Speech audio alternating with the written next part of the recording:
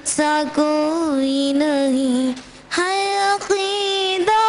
اپنا بس صدق و یقین تجھ سا کوئی نہیں تجھ سا کوئی نہیں اے رسول امین خاتم المرسلین بزم کونن پہلے سجائی گئی پھر تیری ذات منظر پہ لائی گئی سید الاولین سید الآخرین تجھ سا کوئی نہیں تجھ سا کوئی نہیں سید الاولین سید الآخرین مصطفیٰ مجتبیٰ تیری مدح و ثنا میرے بس میں نہیں دسترس میں نہیں دل کو ہمت نہیں لب کو یارا نہیں تجھ سا کوئی نہیں تجھ سا کوئی نہیں مصطفیٰ مجتبیٰ تیری مدح و ثنا دل کو ہمت نہیں لب کو یارا نہیں اے رسول امین تجھ سا کوئی نہیں دست قدرت نے ایسا بنایا تجھے جملہ ہو صاف سے خود سجا یا تجھے اے ازل کے ہنسی اے ابد کے ہنسی ڈھونڈتی ہے تجھے میری جان ہنسی السلام علیکم السلام علیکم ورحمۃ اللہ وبرکاتہ.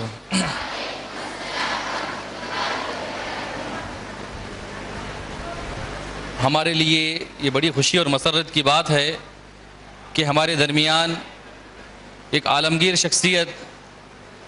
جو قابل تعارف نہیں ہے بلکہ دین سے تھوڑا سا بھی شغف رکھنے والا تھوڑا سا بھی لگاؤ رکھنے والا شیخ کے نام سے ضرور جو ہے واقف ہوگا. فضیلت الشیخ کا نام ہے فضیلت الشیخ مولانا ظفر الحسن سلفی مدنی حفظہ اللہ. آپ فی الوقت اور ایک عرصے سے مرکز الدعوہ دبئی کی جانب سے دعوتی کام آپ انجام دیتے ہیں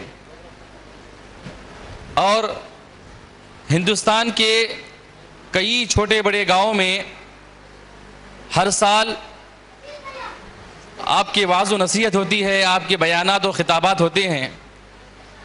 الحمدللہ آپ لوگ اچھی طرح واقف ہیں کہ شیخ محترم چینل پیس ٹی وی میں بھی خطاب فرماتے ہیں. یقیناً آپ کا انداز بہت ہی متاثرانہ ہے, بہت ہی فصیح اور بلیغ ترین جملوں کو بڑے آسان اسلوب میں آپ جو ہے بیان کرتے ہیں. دین کی باتوں کو آپ ایسے سیدھے سادے انداز میں بیان کرتے ہیں کہ چھوٹی سی چھوٹی سمجھ رکھنے والا ایک عام مسلمان بھی اس کو سمجھ سکتا ہے. الغرض یہ مختصر کلمات میں نے شیخ مصطفیٰ کے بارے میں بتائے. اللہ تعالیٰ آپ سے مزید دین کا کام لیتا رہے, اللہ تعالیٰ مزید آپ کا نام جو ہے روشن کرے. ابھی میں بغیر کسی تاخیر کے پورے ادب و احترام کے ساتھ فضیلت الشیخ مولانا ظفر الحسن سلفی مدنی کو دعوت دیتا ہوں کہ وہ ہم سے خطاب فرمائیں. بسم اللہ الرحمن الرحیم. السلام علیکم ورحمۃ اللہ وبرکاتہ. ان الحمد للہ نحمده ونستعينه ونستغفره ونعوذ بالله من شرور أنفسنا ومن سيئات أعمالنا من يهده الله فلا مضل له ومن يضلل فلا هادي له وأشهد أن لا إله إلا الله وأشهد أن محمدا عبده ورسوله إن الحمد لله نحمده ونستعينه ونستغفره ونعوذ بالله من شرور أنفسنا ومن سيئات أعمالنا من يهده الله فلا مضل له ومن يضلله فلا هادي له وأشهد أن لا إله إلا الله وأشهد أن محمدا عبده ورسوله يا أيها الذين آمنوا اتقوا الله حق تقاته ولا تموتن إلا وأنتم مسلمون يا أيها الناس اتقوا ربكم الذي خلقكم من نفس واحدة وخلق منها زوجها وبث منهما رجالا كثيرا ونساء واتقوا الله الذي تساءلون به والأرحام إن الله كان عليكم رقيبا يا أيها سديدا يصلح لكم أعمالكم ويغفر لكم ذنوبكم ومن يطع الله ورسوله فقد فاز فوزا عظيما أما بعد فإن خير الحديث كتاب الله وخير الهدي هدي محمد صلى الله عليه وسلم وشر الأمور محدثاتها وكل محدثة بدعة وكل بدعة ضلالة وكل ضلالة في النار فأعوذ بالله السميع العليم من الشيطان الرجيم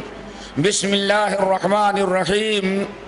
ثم أورثنا الكتاب الذين اصطفينا من عبادنا فمنهم ظالم لنفسه ومنهم مقتصد ومنهم سابق بالخيرات بإذن الله ذلك هو الفضل الكبير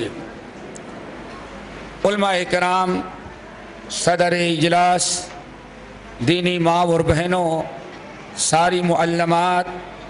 اور پیاری طالبات اور بچیوں، ہم نے آپ حضرات کے سامنے جس موضوع پر ہمیں گفتگو کرنے کا حکم دیا گیا ہے اسی کی مناسبت سے ہم نے سورہ فاطر کی آیت نمبر 31 پڑھی ہے۔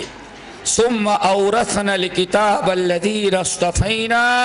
من عبادنا فمنهم ظالم لنفسه ومنهم مقتصد ومنهم سابق بالخيرات بإذن الله ذلك هو الفضل الكبير۔ یہ آیت جو ہم نے پڑھی ہے موضوع سے مناسبت رکھتی ہے، اس محفل کے عین مطابق بس اس کو سمجھنے کی ضرورت، اور اسی آیت کی روشنی میں ہم باتیں کریں گے۔ اللہ تعالی ہم سب کو عمل کی توفیق نصیب فرمائے۔ اللہ رب العالمین نے فرمایا ثم اورثنا الکتاب، پھر ہم نے اس کتاب قرآن کا وارث بنا دیا۔ آپ ہماری طالبات جانتی ہیں کہ یہاں لفظ ثم آیا ہوا ہے۔ ثم کا مطلب ہے کسی چیز کے بعد ہے۔ ثم اورثنا الکتاب الذین اصطفینا من عبادنا، پھر اس کے بعد، کس کے بعد؟ ہم نے، اللہ فرمائے کہ اپنے نبی کو ہم نے کتاب دیا، جبرائیل امین لے کر کے نازل ہوئے، ہمارے نبی نے ہماری کتاب لوگوں کو پڑھ کے سنا دیا۔ ثم اورثنا الکتاب الذین اصطفینا من عبادنا، ہمارے نبی کے دنیا سے چلے جانے کے بعد یہ کتاب لاوارث نہیں رہی، بلکہ ثم اورثنا الکتاب الذین اصطفینا من عبادنا، نبی کے بعد پھر ہم نے اپنے اس کتاب کا وارث اپنے ان بندوں اور بندیوں کو بنایا جن کو ہم نے دین کی خدمت کے لیے چن لیا تھا، منتخب کیا ہے۔ ثم اورثنا الکتاب الذین اصطفینا من عبادنا، ہم نبی کے بعد پھر ہم نے اس کتاب کے وراثت کے لیے، اس کتاب کا وارث بنانے کے لیے ہم نے دنیا کے تمام لوگوں کو نہیں بنایا، بلکہ اصطفینا من عبادنا، ہم نے ان کروڑوں اربوں خربوں بندوں میں سے کچھ کو منتخب کیا، اور اللہ تعالیٰ نے اس کو منتخب کر لیا اپنی کتاب کی وراثت کے لیے۔ وہ بڑا خوش نصیب ہے،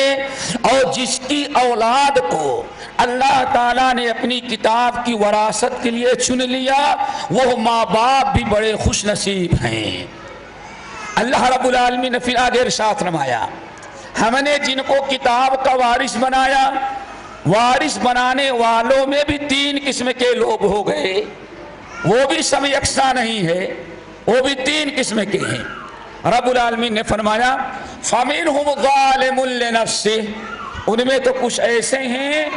جو خود اپنے ذات پر ظلم کرنے والے ہیں۔ ہم نے بنایا تو وارث، لیکن وراثت کو انہوں نے اچھی طرح سے قبول نہیں کیا، یا وراثت کا حق ادا نہیں کیا۔ نمبر 2 وَمِنْهُمْ مُقْتَصِدٌ،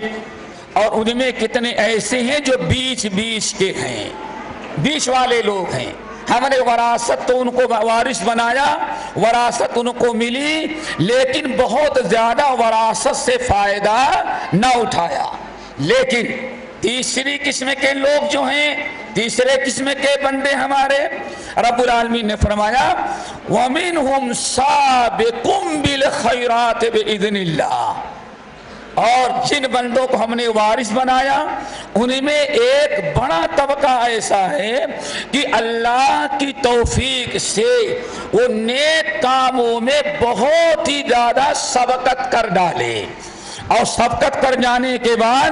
رب العالمین نے فرمایا ذالک هو الفضل الکبیر، یہی بہت بڑا اللہ تعالیٰ کا فضل ہے۔ اب اس آیت کا معنی جو ہم نے ترجمہ آپ کے سامنے پیش کیا، ہماری بہت ساری بچیوں نے پڑھا ہوگا،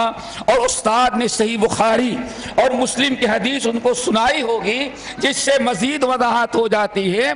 رسول اللہ صلی اللہ علیہ وسلم کی حدیث امام بخاری اور مسلم رحمہم اللہ نے حضرت ابو موسیٰ الاشعری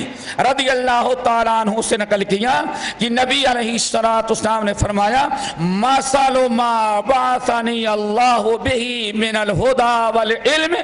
کمثل الغیث الکثیر اصاب منها ارضا فكانت منها طائفة طيبة فقبلت الماء فأنبتت الكلى والعشب الكثير، ومنها أجادب فأمسكت الماء فنفع الناس فشرب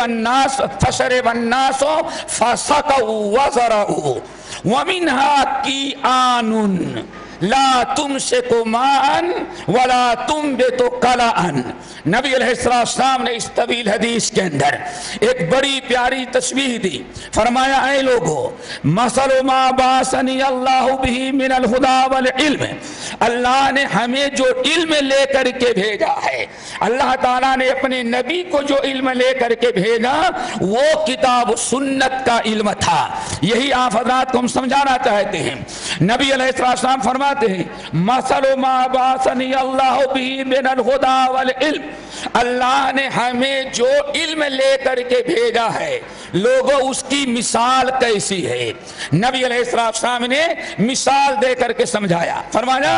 اللہ نے مجھے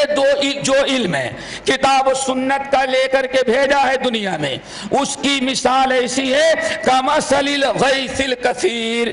غیث کے مانند ہے۔ اب یہاں ایک چیز سمجھنا ہے آپ لوگوں کو تاکہ حدیث سمجھ میں آئے۔ بارش بادل سے زمین پر ٹپکتی ہے، آسمان سے بارش آتی ہے تو عربی زبان میں اس کے 2 نام ہیں۔ ایک بارش تو وہ ہے جس کو مطر کہا جاتا ہے، میم طا را مطر، اور دوسرا ہے جس کو غیث کہا جاتا ہے، غین یا اور سا غیث۔ اللہ کے نبی علیہ السلام نے جو قرآن و سنت کا علم لے کر کے آپ دنیا میں آئے تھے اس کی تشبیہ کے لیے آپ نے غیث بتایا، بارش نہیں، مطر نہیں۔ اللہ رب العالمین نے ہمیں جو علم لے کر کے بھیجا اس کی مثال غیث کی ہے. غیث اور مطر میں فرق کیا ہے وہی اصل میں سمجھنا ہے آپ لوگوں کو. مطر تو کہتے ہیں بادل اٹھا، بارش ہوئی اور بادل ختم ہو گیا، پانی بہ گیا، زمین گیلی ہو گئی، ہمارے کچھ نقصانات ہو گئے، بس اس کو کہا جاتا ہے بارش. چاہے دنیا والوں کو بارش کی ضرورت ہو یا نہ ہو، ابھی بارش کا موسم ہے یا نہ ہو، لیکن اگر بارش ہو گئی تو اس کو کہا جاتا ہے مطر. لیکن اللہ کے رسول صلی اللہ علیہ وسلم جو علم لے کر کے آئے تھے، میری ماں اور بہنوں اور پیاری بچیوں، اللہ کے رسول صلی اللہ علیہ وسلم نے اس علم کو مطر کی مثال نہیں دیا، فرمایا غیث کی مثال ہے. اب غیث کس کو کہتے ہیں؟ مطر کہتے ہیں عام بارش کو، اور غیث کہتے ہیں اس بارش کو کہ ایک سال سے، مہینوں سے، سالوں سے بارش بالکل رک چکی ہو، سوکھا پڑا ہو، قحط پڑ چکا ہو، فصلیں تباہ ہو رہی ہوں، باغات سوکھ رہے ہوں، سارے شجر حجر برباد ہو رہے ہوں، اور ایک ایک قطرے پانی کے لیے جانور انسان مر رہے ہوں. اس قدر بارش اللہ تعالیٰ روک لے، ایسا قحط پڑ جائے، ایسی بارش دنیا اللہ روک لے کہ انسان اور حیوان اور ساری مخلوقات اب موت کا انتظار کر رہی ہو، زندگی سے مایوس ہو چکی ہو. کسان اپنی کھیتی سے مایوس ہے، انسان اپنی جان سے مایوس ہے، وہ جانور والا اپنے جانوروں سے مایوس ہے. کیوں؟ اب اس نے سمجھ لیا کہ اب بارش نہیں ہو رہی ہے، اس لیے پیاس کے مارے سارے جانور بھی مریں گے، ہمارے سارے بیوی بچے آل اور اولاد بھی تباہ برباد ہو جائیں گے. جب چاروں طرف سے انسان مایوس ہو جائے، انسان کو سب سے زیادہ جان بچانے کے لیے پانی کی ضرورت ہو، اس بارش کو کہا جاتا ہے غیث. یہ ہے میرے بہنوں غیث، اس کو کہا جاتا ہے غیث. کمثل الغیث، جیسے کہ رب العالمین نے فرمایا